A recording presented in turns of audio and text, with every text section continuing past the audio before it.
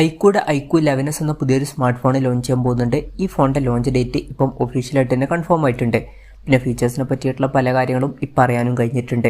ഈ ഒരു വീഡിയോയിൽ നമ്മൾ നോക്കാൻ പോകുന്നത് Iqoo 11s എന്ന സ്മാർട്ട് ഫോണിനെ പറ്റിയിട്ടാണ്. ആദ്യം നമ്മൾ ഫീച്ചേഴ്സും കാര്യങ്ങളൊക്കെ നോക്കുകയാണെന്നുണ്ടെങ്കിൽ ഡിസ്പ്ലേയുടെ കാര്യത്തിൽ Iqoo 11ൽ 6.78 ഇഞ്ചിൻ്റെ 2K ഡിസ്പ്ലേ വരാനാണ് സാധ്യത. അപ്പം ഫുൾ HD റെസൊല്യൂഷനേക്കാളൊക്കെ കുറച്ചും കൂടി ബെറ്റർ ആയിട്ടുള്ള ഒരു ക്വാഡ് HD റെസൊല്യൂഷനൊക്കെ ഇതിൽ വരുന്നതായിരിക്കും.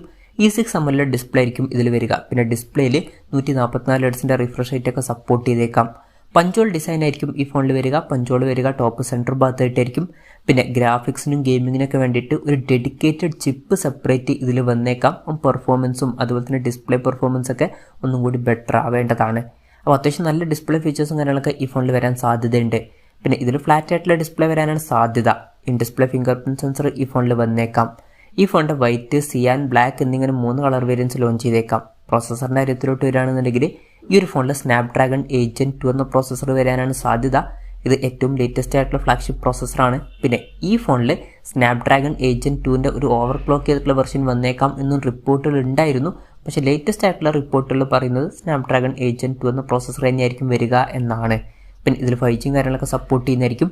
ഈ ഫോണിൽ 12 GB റാമും 256 GB ഇൻറ്റേർണലുമായിട്ട് വരുന്ന ഒരു വെർഷനും 16 GB റാമും 256 GB ഇൻറ്റേർണലുമായിട്ട് വരുന്ന ഒരു വെർഷനും 16 GB റാമും 512 GB ഇൻറ്റേർണലുമായിട്ട് വരുന്ന ഒരു വെർഷനും അതുപോലെ തന്നെ 16 GB റാമും 1 TB ഇൻറ്റേർണലുമായിട്ട് വരുന്ന ഒരു വെർഷനും വന്നേക്കാം. LPDDR5Xൻ്റെ റാമും അതുപോലെ തന്നെ UFS 4.0 സ്റ്റോറേജ് ടൈപ്പൊക്കെ ഇതിൽ വരുന്നതായിരിക്കും. സ്റ്റീരിയോ സ്പീക്കേഴ്സൊക്കെ ഈ ഫോണിൽ വരും. പിന്നെ 3.5mm ഓഡിയോ ജാക്കും അതുപോലെ തന്നെ മെമ്മറി കാർഡ് സ്ലോട്ടൊന്നും ഇതിൽ വരാൻ സാധ്യതയില്ല. Android 13 ബേസ് ആയിട്ടുള്ള ഒറിജിൻ OS സോഫ്റ്റ്വെയർ ആയിരിക്കും ഈ ഫോണിൽ വരിക.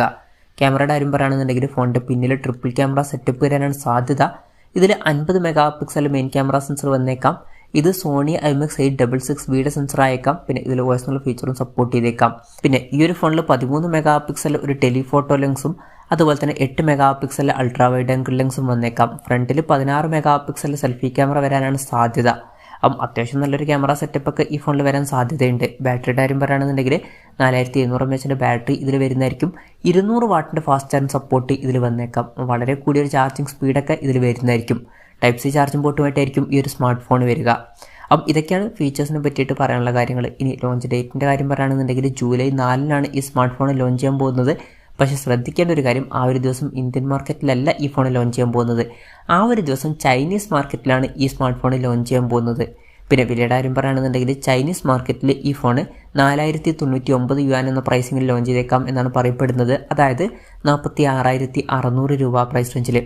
പിന്നെ ഇന്ത്യയിൽ ഈ ഫോൺ ലോഞ്ച് ചെയ്യുമോ എന്ന് വെച്ചാൽ ചിലപ്പം ലോഞ്ച് ചെയ്തേക്കാം. ഇനി ഇതേ പേരിൽ വരുമോ എന്നും പറയാൻ പറ്റില്ല. ചിലപ്പം വേറെ പേരിലായിട്ട് ലോഞ്ച് ചെയ്തേക്കാം. എന്നാലും കൺഫർമേഷൻസ് ഒന്നും ഇപ്പം പുറത്ത് വന്നിട്ടില്ല. ഇന്ത്യയിൽ ലോഞ്ച് ചെയ്യുകയാണെന്നുണ്ടെങ്കിൽ അതിനെ പറ്റിയിട്ടുള്ള ന്യൂസുകളൊക്കെ പുറത്ത് വരുമ്പം അതിനെ പറ്റിയിട്ടുള്ള വീഡിയോസൊക്കെ നമ്മൾ ചെയ്യുന്നതായിരിക്കും.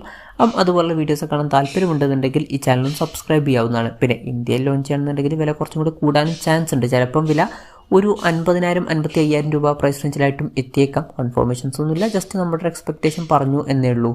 എന്തായാലും Iqoo 11s എന്ന പുതിയൊരു സ്മാർട്ട് ഫോൺ ഇപ്പോൾ ലോഞ്ച് ചെയ്യാൻ പോകുന്നുണ്ട്. ഈ ഫോണിൻ്റെ ഫീച്ചേഴ്സിനെ പറ്റിയിട്ടുള്ള നിങ്ങളുടെ അഭിപ്രായം ജസ്റ്റ് ഒന്ന് കമൻറ്റ് ചെയ്യുക. അതുപോലെ തന്നെ ഈ ഒരു സ്മാർട്ട് ഫോൺ ഇന്ത്യൻ മാർക്കറ്റിൽ നിങ്ങൾ പ്രൈസിങ്ങിലാണ് എക്സ്പെക്റ്റ് ചെയ്യുന്നത് എന്നുള്ള കാര്യം കൂടി ജസ്റ്റ് ഒന്ന് കമൻറ്റ് ചെയ്യുക.